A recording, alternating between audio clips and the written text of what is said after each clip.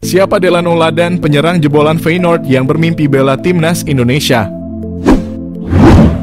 Pemain keturunan Indonesia, Delano Ladan menunjukkan hasratnya yang kuat untuk membela timnas Indonesia. Ladan bahkan mengambil inisiatif dengan mengirim pesan langsung melalui Instagram kepada Ketua Umum PSSI, Erick Thohir. Isu mengenai minat Ladan untuk dinaturalisasi pertama kali mencuat melalui akun Instagram @footballindonesia.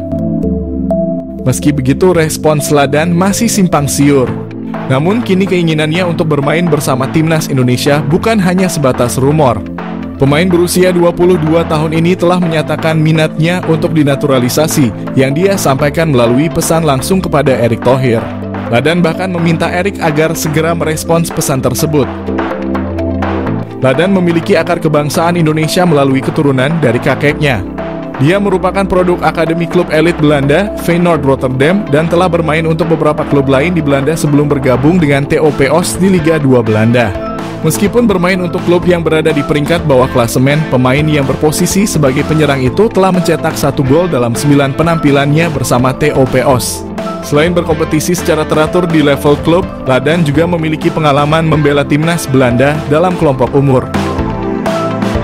Pemain berusia 23 tahun itu tercatat memulai karier sepak bolanya di Akademi Feyenoord pada 2006 hingga 2011 lalu. Ia menyeberang ke sejumlah tim seperti HA Glandia dan terakhir ADO Den Haag.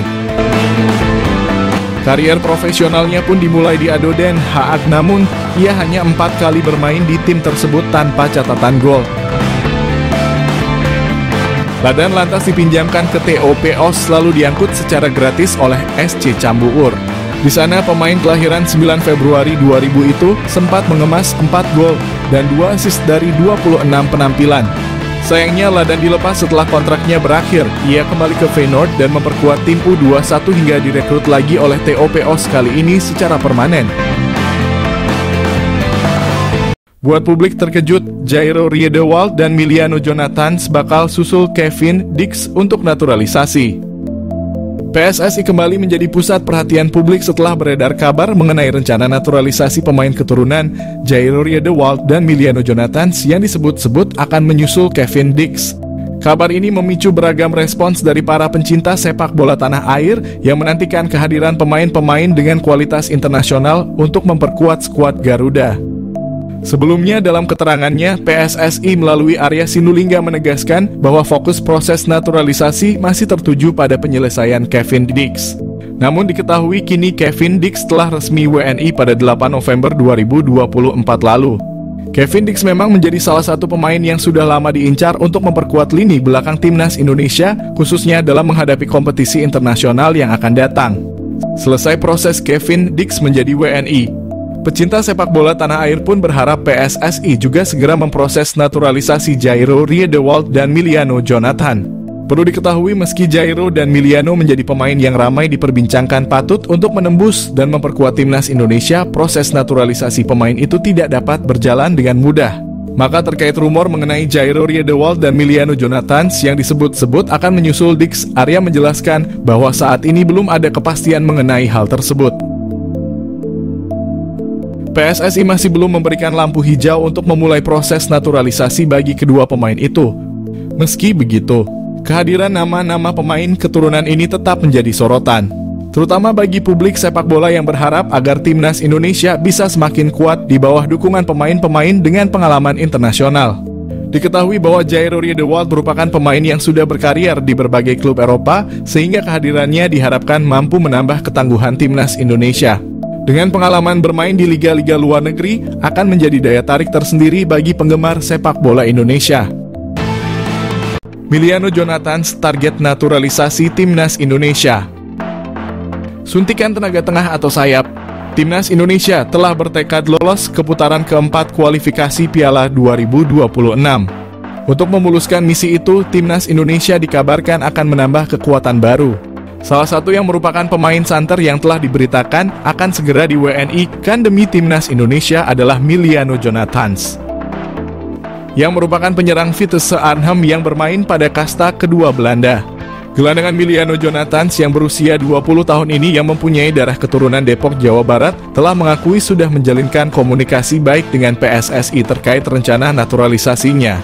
Apabila semuanya akan berjalan sesuai rencana, maka PSSI ini akan segera memproses naturalisasi Emiliano Jonathan sama seperti saat mereka melakukan terhadap Eleanor Reinders dan Max Hilgers.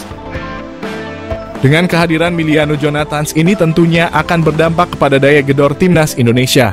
Pemain yang mempunyai tinggi badan 178 itu tak hanya mampu sebagai gelandangan bertahan, akan tetapi ia juga mampu menjadi gelandang serangan, namun juga diplot sebagai penyerang sayap.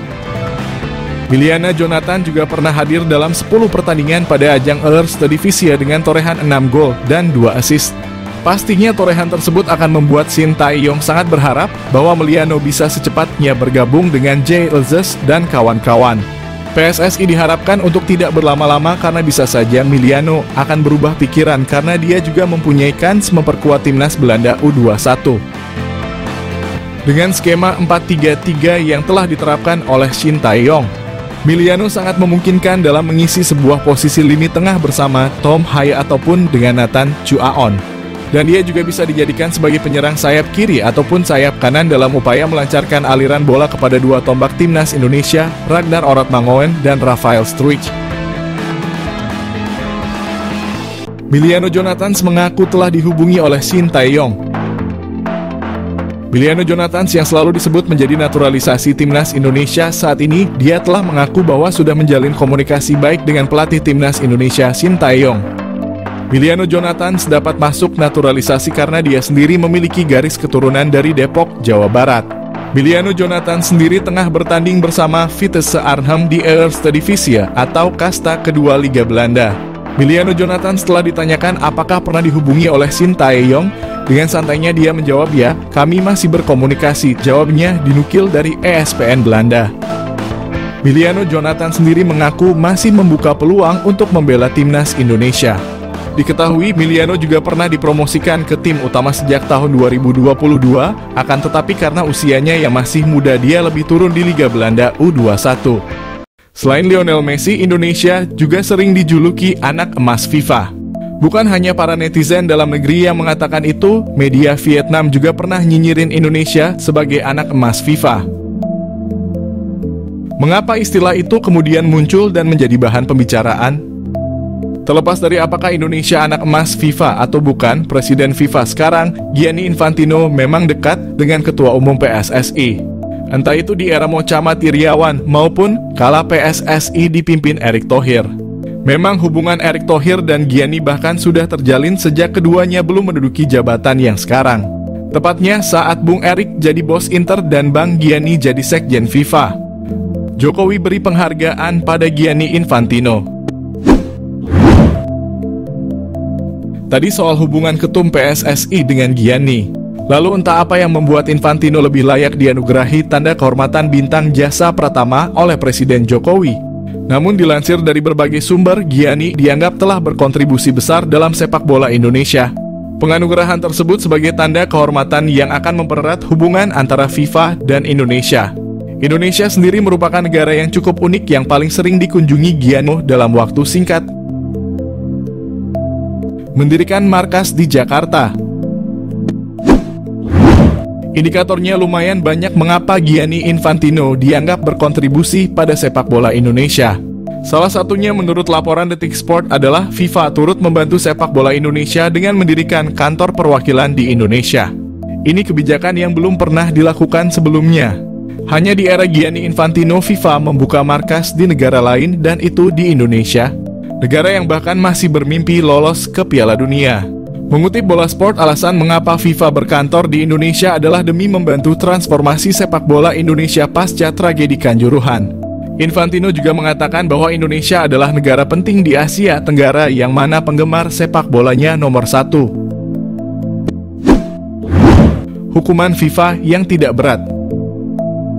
Semenjak FIFA menjadi mainan Gianni Infantino dan ia sering terlihat bersama Ketua Umum PSSI, baik era Iwan Bule maupun Erick Thohir, Indonesia beberapa kali terhindar dari sanksi berat. Misalnya saja dari tragedi Kanjuruhan.